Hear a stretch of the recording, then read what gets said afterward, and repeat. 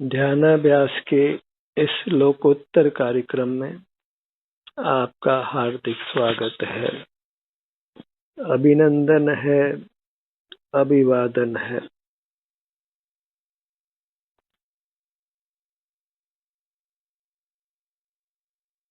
ध्यानाभ्यास के लिए कृपया अपने नेत्रों को बंद कर लें।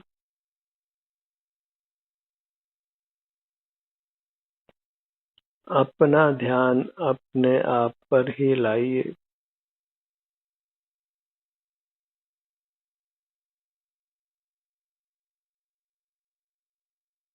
अपनी मूर्त ही अनादि से हमारे साथ है और अनंत काल तक इसने हमारे साथ रहना है। अन्य कोई पदार्थ हमारे साथ सदा से नहीं है और सदा साथ नहीं रहेगा। इसलिए अपनी अमूर्त काया की उपेक्षा करना योग्य नहीं है और किसी भी पर पदार्थ की अपेक्षा करना योग्य नहीं है।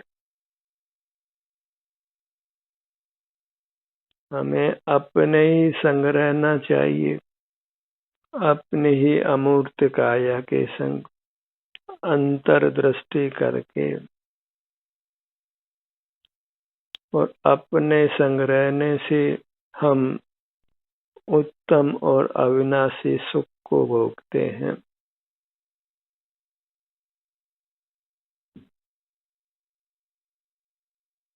इतना ही मोक्ष मार्ग है कि हम अपने संग रहें, अंतर्मुख रहें, अंतर्दृष्टि से अपने सुख की जो अवस्था है उसको भोगें। मूर्त पदार्थ सुख स्वभावी नहीं है, इसलिए उनके सन्मुख रहना वृथा है, अनर्थकारी है। अन्य जीव अमूर्त होने से दिखाई नहीं देते हैं, उनके साथ बद्ध मूर्त काया ही दिखाई देती है और अन्य जीवों का सुख दुख हमारे अनुभव में नहीं आता है। इसलिए अन्य जीवों के संग रहना भी वृथा है और अनर्थकारी है। केवल अपने संग रहना ही प्रयोजनभूत है, इसी से हमारे सुख की कामना की पूर्ति हो सकती है।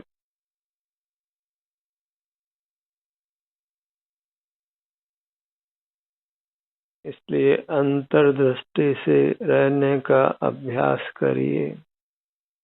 यही ध्यानाभ्यास है जो एक पारलौकिक क्रिया है। वही एक सुख का कारण है। सिमट कर रहना है। जितना अधिक फैलेंगे उतना अधिक दुख होगा।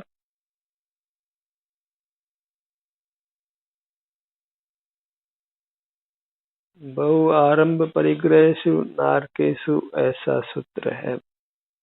बहुत परिग्रह बहुत आरंभ।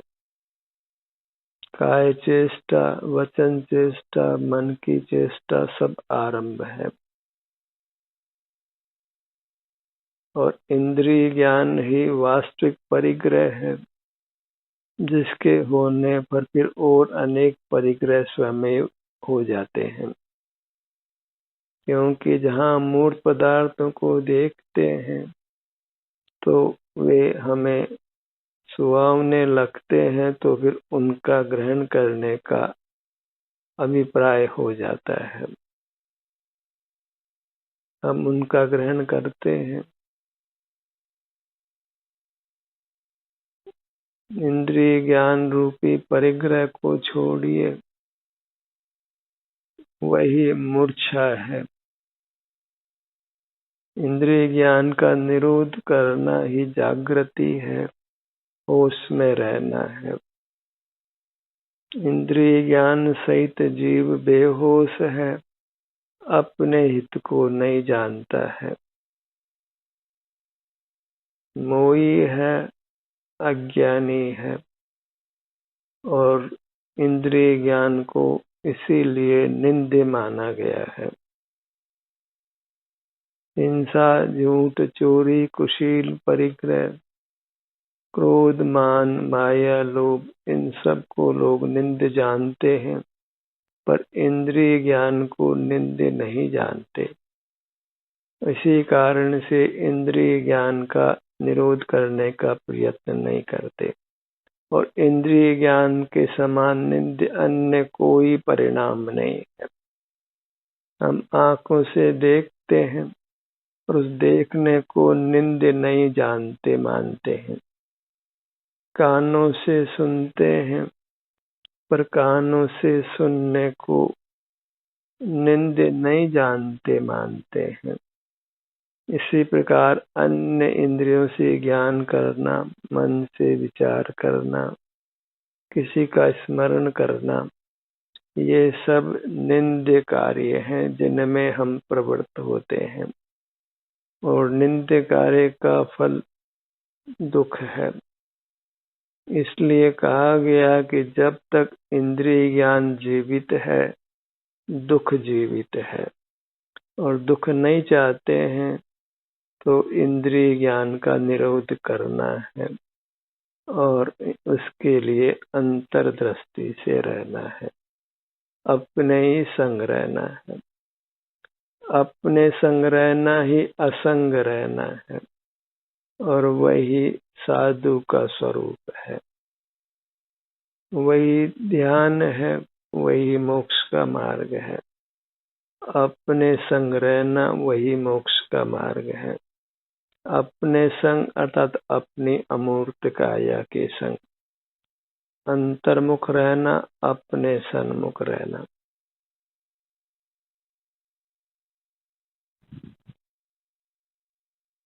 इसी बात की हम हर क्षेत्र में पुनरावृत्ति करते हैं और तब तक करते रहेंगे जब तक कि हम निर्वाण को प्राप्त नहीं हो जाते।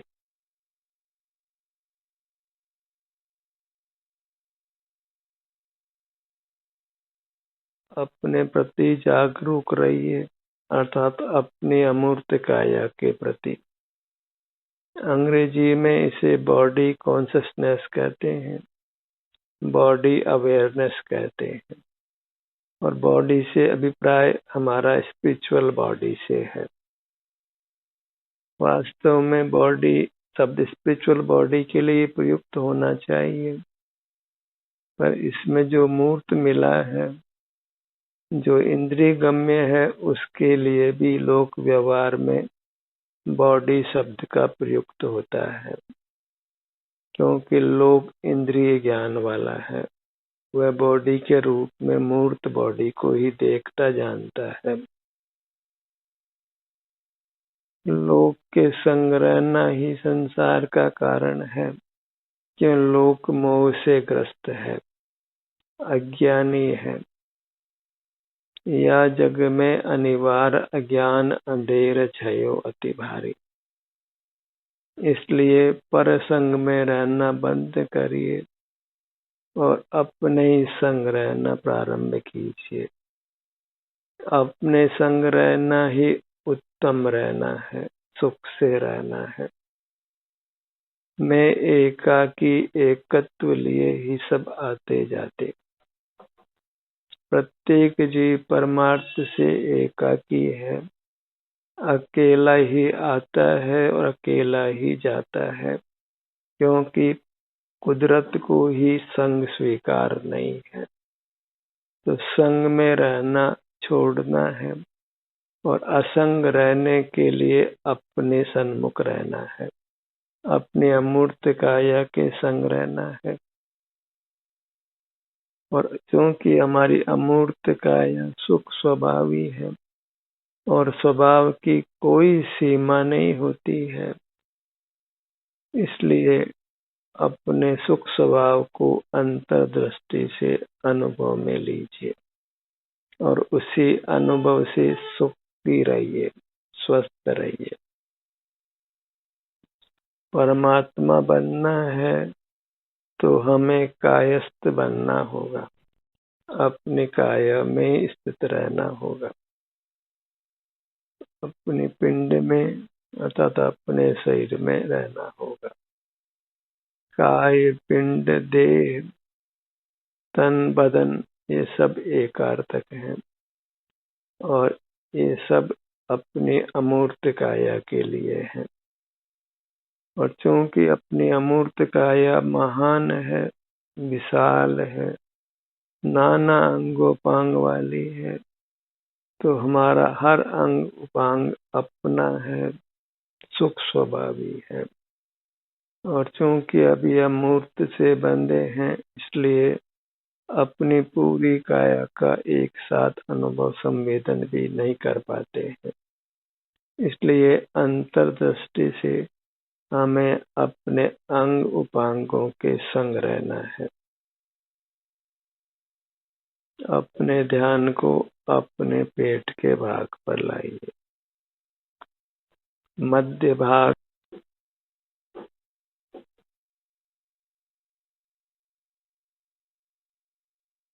नाभि का स्थान,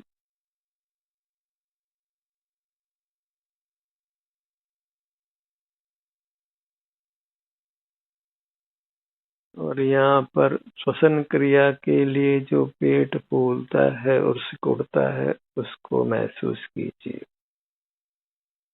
ध्यान सत्र के दौरान जब जब मन चंचल हो, उपयोग पर पदार्थों का ग्रहण करने लगे, बहिर्मुखता होने लगे, तो अपने ध्यान को अपने पेट के फूलने और सिकुड़ने पर लाइए।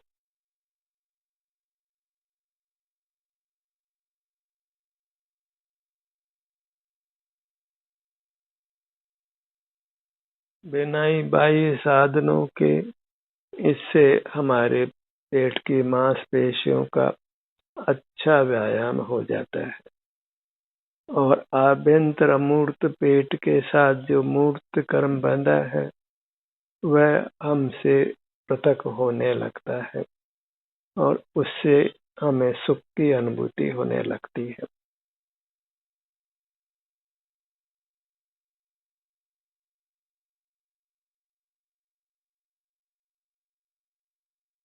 पेट के फूलने को कम से कम 9 बार तक गिनिए।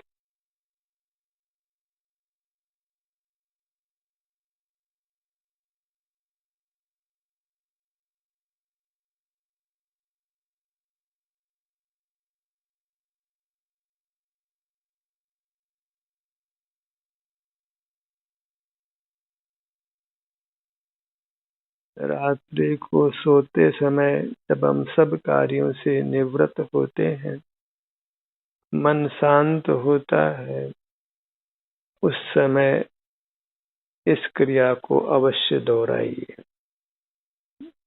पेट के फूलने और सिकुड़ने का एहसास करते हुए बिस्तर पर रहिए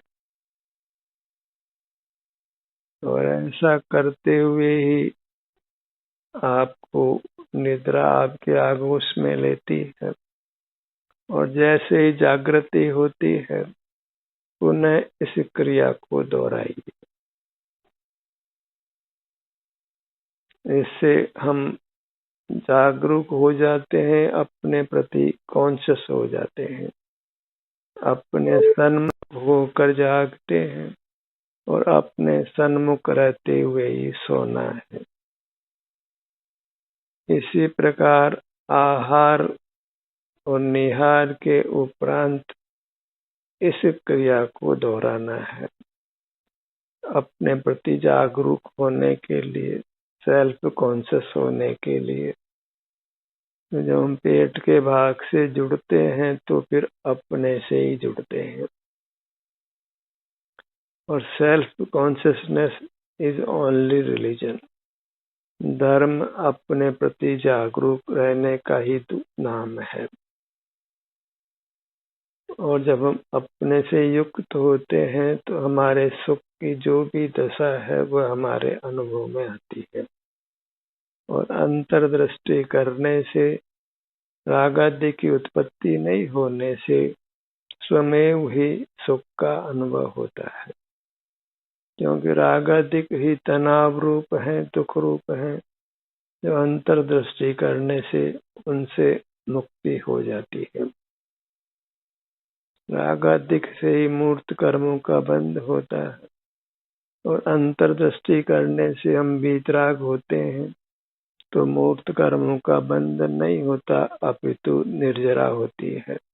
मूर्त कर्म हमसे पृथक होता है, तो एक तो बंध नहीं होता, दूसरी निर्जरा होती है, कर्म की निकासी होती है। इस प्रकार दोनों तरफ से हम सुख को ही प्राप्त करते हैं, बंधन से ही मुक्त होते हैं, निर्बंध होते हैं।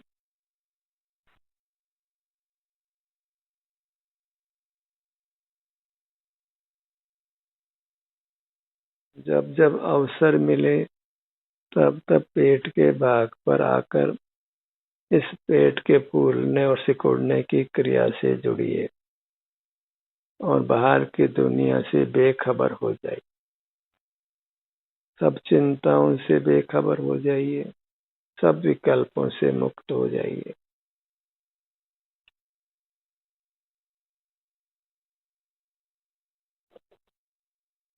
अब अपने ध्यान को अपने नेत्रों पर लाइए।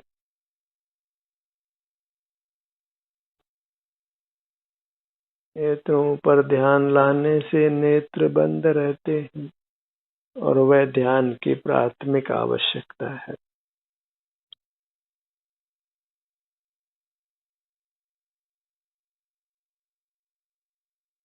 नेत्रों को बंद रखना यत्न से ही होता है, क्योंकि बाहर की फसावट बहुत है।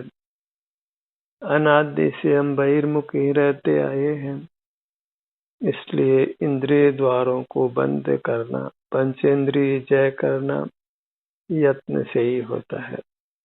और पंचेंद्रिय जय करने का नाम ही परमात्मा होना है, वीतराग होना है।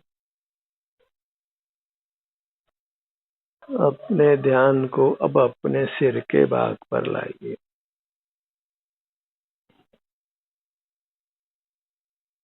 चुनाव आपका है कि आप शरीर के किस भाग को लक्ष्य में लेते हैं।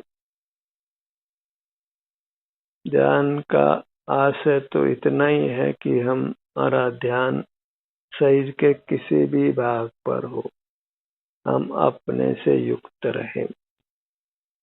जैसे पानी में नाव पर कोई व्यक्ति बाहर किसी भी नाव के हिस्से को पकड़ कर रखता है, किसी भी भाग में रहता है, तो फिर वह सुरक्षित रहता है। इसी प्रकार हम अपने किसी भी भाग से युक्त रहते हैं, तो फिर कर्म बंध से सुरक्षित रहते हैं और बद्ध मूर्त कर्म भी हमसे पृथक होता है।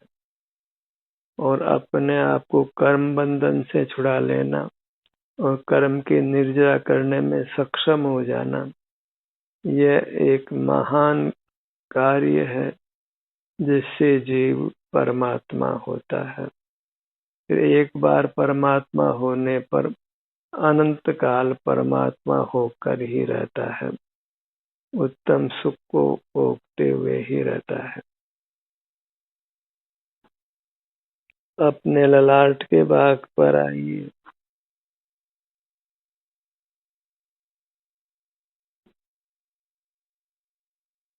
अंतर्मुख रहने की महत्ता भाषित हो और बहिर्मुख रहने से होने वाले नुकसान भाषित होता हो, तो फिर बहिर्मुखता से बचना और अंतर्मुख रहना काफी सुगम हो जाता है।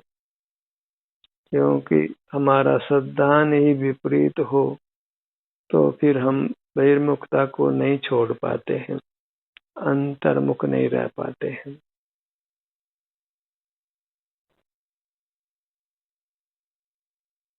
अपने ध्यान को अपने दोनों कानों के भाग पर लाइए।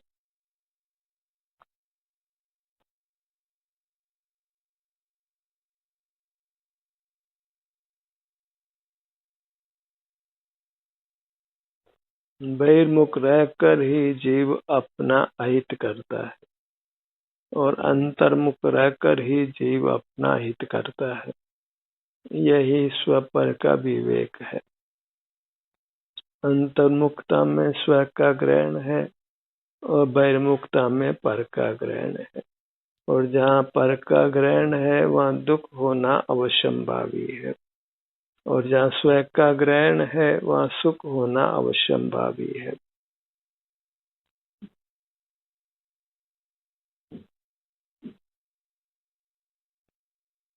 अपने ध्यान को अपने भ्रूमध्य पर लाइए।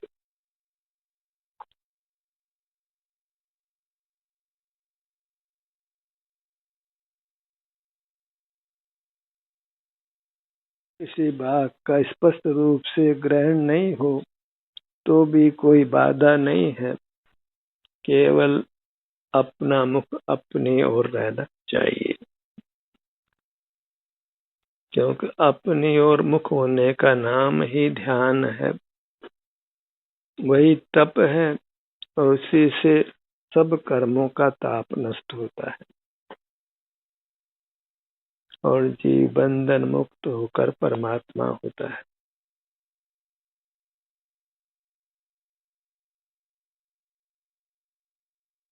दोनों नथनों का भाग। यदि हम आत्म सन्मुखता का संस्कार दृढ़ बना लेते हैं तो फिर समझ लीजिए कि हमारा भविष्य उत्तम हुआ।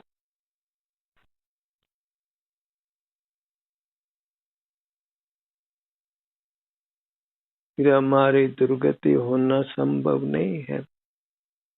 दुर्गति का कारण एकमात्र बहिर्मुखता को भला जानना है, स्वभाव जानना है।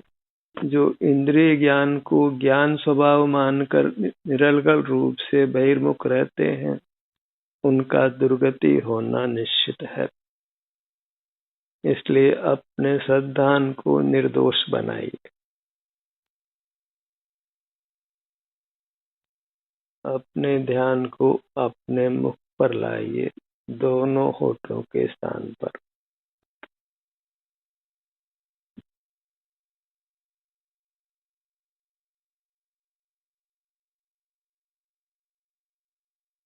हर भाग में जो भी संवेदना है सुख दुख की, उसको अनुभव में लेते हुए संतुष्ट रहना है, कुछ विकल्प नहीं करना है। मुख के भीतर दंत पंक्ति, जिह्वा का भाग, ऊपर तालु का भाग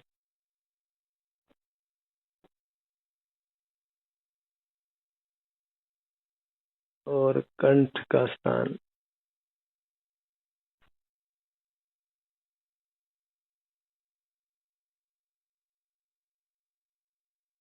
जैसे भी बने हमें अंतर्मुख रहने का प्रयत्न करना है।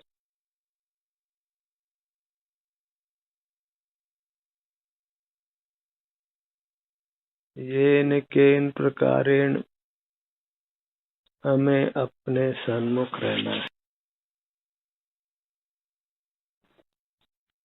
जगत के सन्मुख नहीं रहना है। जगत का कोई पदार्थ हमारे साथ सदा नहीं रहता है, हमारा साथ नहीं देता है।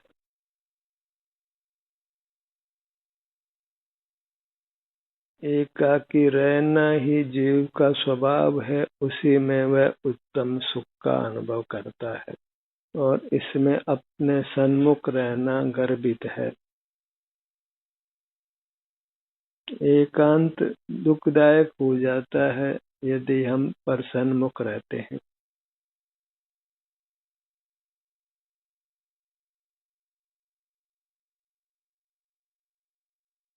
अपने ध्यान को अपने सिर के भाग पर लाइए।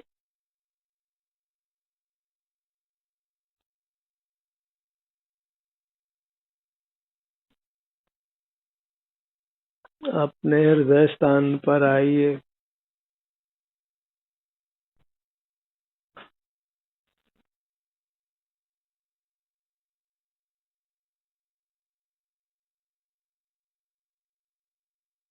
हमारी काया में कुछ स्थानों पर हमारे आत्म प्रदेशों का संचय विशेष है और उसमें हृदय स्थान भी प्रधान है।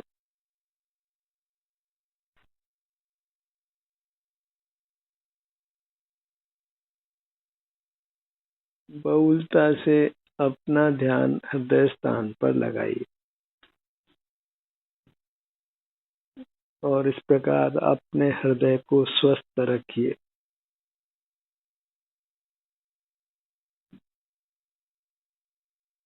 जैसे भी संवेदना मिलती है उसके साथ रहिए, कुछ विकल्प मत करिए। सुखद संवेदना हो या दुखद संवेदना हो, हमें अपना मुख अपनी ओर रखना है, क्योंकि सुख दुख होना कर्म की स्थिति के आश्रित है। जितना कर्म का विपाक है उतना दुख रहता है, जितना कर्म की निर्जरा हो जाती है उतना सुख रहता है।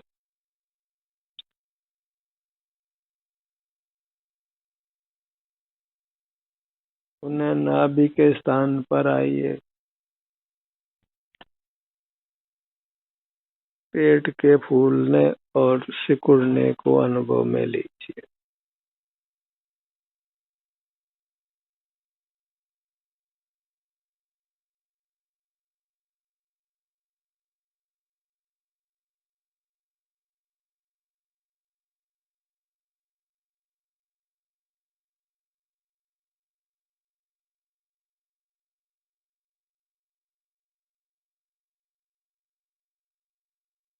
अपनी पूरी मूर्त को लक्ष्य में लीजिए, सिर से पांव तक, और इसमें अपनापन कीजिए, क्योंकि यह अमूर्त काया ही अपनी है। इसके अलावा सब पदार्थों में परत्व करिए और जिन पदार्थों को पर माना गया है उनके सन्मुखता को छोड़िए। जो पर है उसको देखना जानना नहीं।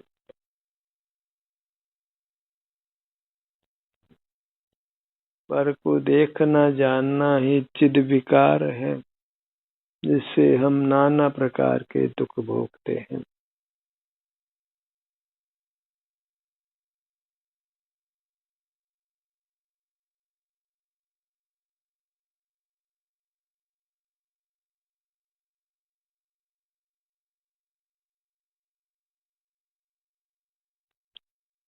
अपनी मूर्त के प्रति सदा ही महिमा का भाव रखिए, क्योंकि ये परमात्म स्वरूप है।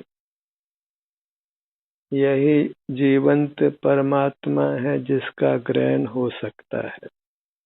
अन्य परमात्मा का ग्रहण होना संभव नहीं है, क्योंकि अन्य अमूर्त जीव हमारे ज्ञान का विषय नहीं बनते हैं।